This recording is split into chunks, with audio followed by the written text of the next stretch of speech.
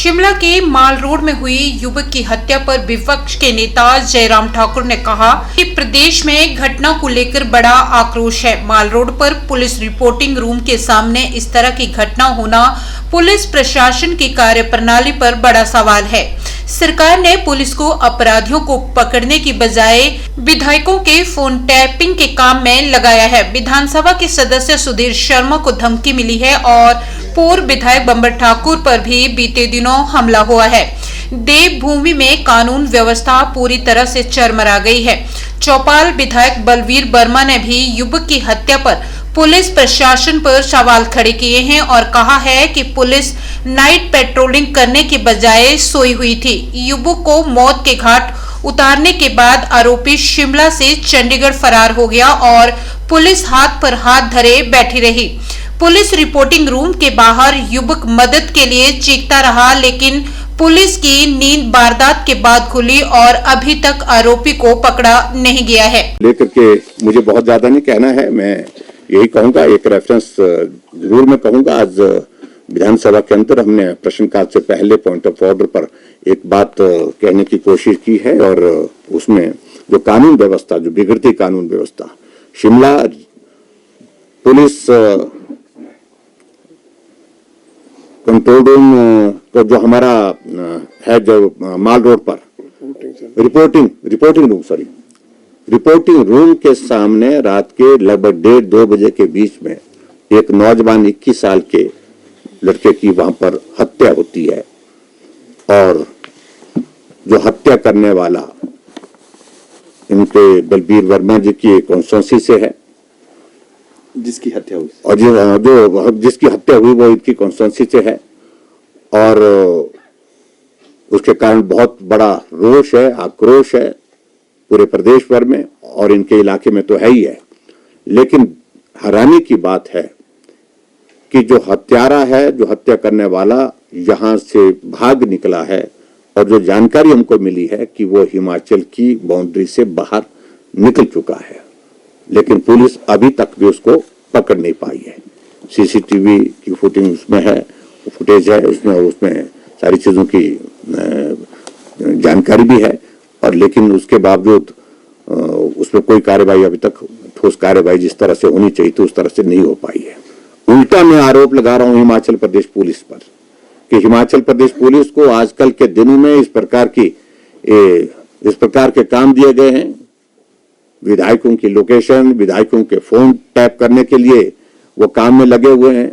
कौन कहां गया, इन सारी काम में लगे हुए हैं और कानून व्यवस्था की यह परिस्थिति है। और आज विधानसभा के अंदर वरिष्ठ सदस्य सुधीर शर्मा जी ने भी अपनी बात कही है, उनको भी थ्रेटनिंग कॉल्स आई है, मारने की धमकी आई है और डीजीपी से बात, मुख्यमंत्री से उन्होंने बात की है और मुझे लगता है कि उस संदर्भ में वो सरकार इसका संज्ञान लेगी। और उसी तरह से हिमाचल प्रदेश में एक नहीं अनेकों घटनाएं हिमाचल प्रदेश में घटित हुई हैं और उसमें अभी हाल ही में देखा कि बिलासपुर में बंबर ठाकुर की पिटाई हुई है और इसके अतिरिक्त और भी बहुत सारी चीजों को लेकर के मेरे पास बहुत डिटेल में है सारी चीजें, लेकिन मैं उस सारी चीज को छोड़ देता हूं। लेकिन प्रमुख रूप से मेरा कहने का अभिप्राय यह है कि हिमाचल प्रदेश देवभूमि में कानून व्यवस्था की जो परिस्थिति वो चिंताजनक है। मित्रों, आज की इस पत्रकार वार्ता में तो प्रमुख रूप से मुझे यही बात कहनी थी और हिमाचल प्रदेश में इस राज्यसभा की सीट के लिए जिस प्रकार से सरकार का और सत्ता का उपयोग दबाव के लिए किया जा रहा है, ये कतई भी उचित नहीं है, ऐसा मेरा कहना है। अंतरात्मा की आवाज के साथ सभी माननीय विधायकों को मतदान देने के लिए मैं निवेदन करता हूं। क्या कहना है आपका? पिछली रात 1 बजे के करीब माल रोड पर रिपोर्टिंग रूम के बिल्कुल साथ रेस्टोरेंट में चौपाल चुनाव क्षेत्र कुपी का मुनीश नाम का लड़का उस रेस्टोरेंट में काफी टाइम से नौकरी कर रहा था।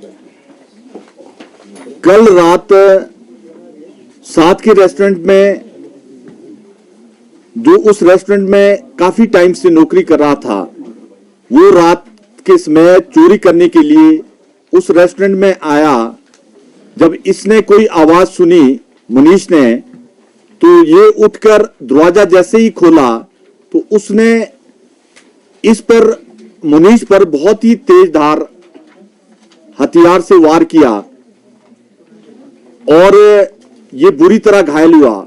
घायल होने के बाद ये रिपोर्टिंग रूम की तरफ भागा और पीछे से जिसने मुनीश का कत्ल किया वो हत्यारा भी पीछे से भागा और बिल्कुल रिपोर्टिंग रूम के दरवाजे के सामने उसने और वार करके उसको गिराया। वहां पर बहुत ब्लड भी गिरा।